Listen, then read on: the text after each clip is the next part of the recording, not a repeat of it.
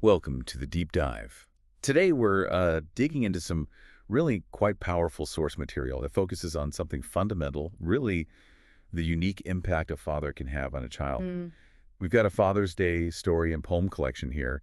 Specifically, we'll be looking at a personal story and also a poem called Dad's Gentle Hands by Njaya. That's right. And our goal really with this deep dive is to unpack these writings. We want to pull out the key moments, the lessons they present, Mm-hmm. and see how, according to these specific texts, a father's actions are shown to shape identity and perspective. We're really sticking just to what the sources tell us. Okay, perfect. So let's jump right in with the story itself. It starts with such a vivid scene, doesn't it? Waking up way before sunrise. Yeah. That gentle shake from a father's hand, described as weathered, and there's a thermos of hot chocolate waiting. They're off fishing. Yeah, and the text really paints that picture. The quietness by the lake. It Yeah. talks about the mist rising, and the father patiently showing the child how to thread a worm, onto a hook. Right. It mentions that hesitation, the squirming. The squirming. But also the father's steady hands guiding the child's hands until, they could manage it themselves. And the source specifically calls out the comfortable silence, doesn't it? Uh, That idea that sometimes the deepest connections, well, they happen without needing words. exactly. And what's striking, I think, is how the story connects that fishing moment, that quiet waiting, Hmm. directly to a core life lesson: patience. Yes. The father's specific words, good things come to those who wait. Hmm. The source highlights those. And it says those words, that whole feeling, it was remembered years later. The source tells us they came back during, challenging adult times. Yeah, job interviews, difficult relationships, feeling overwhelmed, it connects directly. It's really fascinating how a simple activity, just waiting by the water, becomes the way this foundational quality is taught. The source isn't just talking about catching fish, is it? No, not at all. It's presenting that specific experience as the moment patience was really sort of embedded. Absolutely. Okay. So from the quiet lake, the story then moves us to something a bit more, well, wobbly. Learning to ride a bike. Age 7, I think. That's it. Yeah. And the bike, the new shiny bike, it felt like a mountain back then, according to the text. Yeah. And you see the father right there running alongside. His hand described as steady on the child's back. Steady.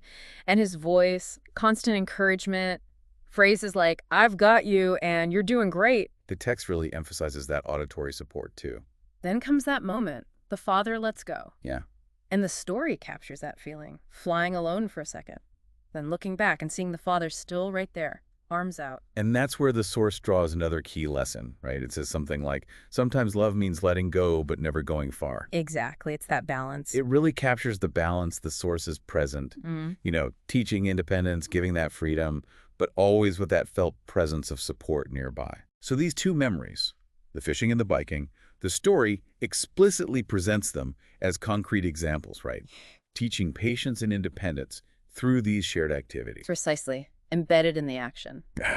Okay, so from wobbly wheels, we move to whispered words. The story shifts focus to what it calls the favorite memories. Bedtime stories. Ah, yes. And these weren't stories from books, which is interesting. Huh. They were completely made up, personalized adventures. Where the child was always the hero. Facing dragons, solving mysteries, using courage and kindness, the text says. And the father's voice is described as really expressive, doing the sound effects, bringing it all to life. And that familiar question from the child, what happens next, Dad? You can almost hear it. And the dad's consistent answer often apparently said, while dimming the light, "Well, that's tomorrow's story." It's quite lovely. But what's powerful is how the story directly links these imaginative moments to lessons learned. It says these stories taught that imagination could take you anywhere, that every ending could be a happy one if you were brave enough to write it that way. The source explicitly highlights this fostered wonder. Yeah, a sense of wonder. So beyond the more, let's say, practical skills from the fishing and biking, Right. these sources also really emphasize the father's role in sparking imagination, encouraging bravery, instilling a kind of hopeful perspective, all through that shared bedtime ritual. Okay, so let's step back a bit. The story presents this adult perspective looking back. And there's this realization. Yeah, a profound one, it seems. Looking back, it becomes clear the father wasn't just teaching tasks, not just how to bait a hook or balance on a bike or even just drift off to sleep. Right. The insight shared in the story is that he was actually cultivating these foundational qualities: patience, independence, and wonder. Mm-hmm. And it emphasizes that love wasn't just, said, it was lived through these specific actions we've talked about. Those early mornings, the steady hands when learning something new, that voice turning bedtime into an adventure. The source presents these as love in action. And the story makes a really important point here, that the specific things, the fish, the bike, maybe even the need for those stories, they fade or get outgrown. Yeah, they become less important over time. But the lessons from those moments, they're presented as permanent. The source uses that lovely image. They're woven into who I am today. It's a powerful metaphor, and this is exactly where the poem Dad's Gentle Hands by Njaya comes in.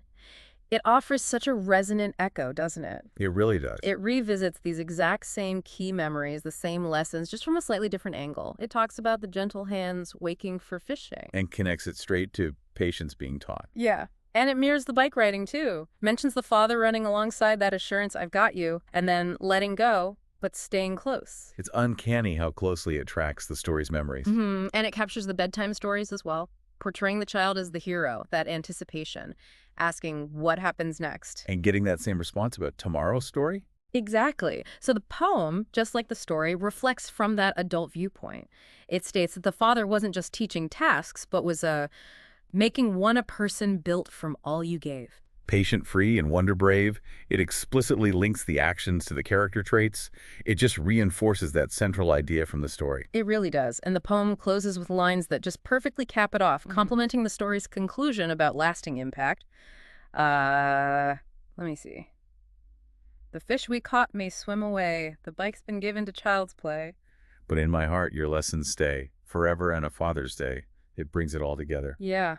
Both sources really converge on this powerful idea that the real legacy isn't the event itself, maybe, but the qualities instilled through those specific shared moments. So if we pull all this together, what these sources collectively show us, it seems to be that the deep, lasting impact of a father, well, according to these texts anyway, it isn't necessarily about the grand gestures or, expensive gifts. No, it's depicted as being rooted much more in consistent presence, in patient guidance through what seems like ordinary life stuff, right? Fishing, riding a bike. Yeah, the everyday things. And in fostering imagination and courage through connected moments like making up stories at bedtime. So the value, as these sources illustrate it, is really in those specific lived experiences and the foundational qualities they pass on. That quiet patience learned by the water, the independence built on those wobbly wheels, but balanced by trust, knowing support is near. And the wonder and bravery sparked by those imaginative tales. Right. These writings strongly suggest that love is most powerfully conveyed and absorbed, not just through words maybe, but through shared time, shared actions, things that actively build a child's inner strength, their resilience, their whole perspective on the world. So we've explored how these sources paint this picture of a father's lasting influence. We've seen the patience by the lake, the independence and trust on the bike, the imagination, the courage from the bedtime stories.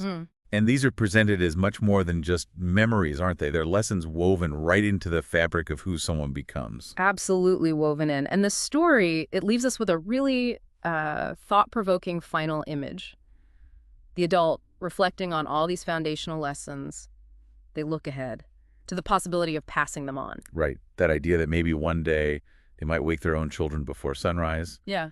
And whisper, come on, kiddo, let me show you what my dad taught me. It leaves you with that question, doesn't it? The source kind of leaves it hanging. How these deeply personal lessons absorbed from these specific moments with the father, how they become a legacy, something that might actually carry forward.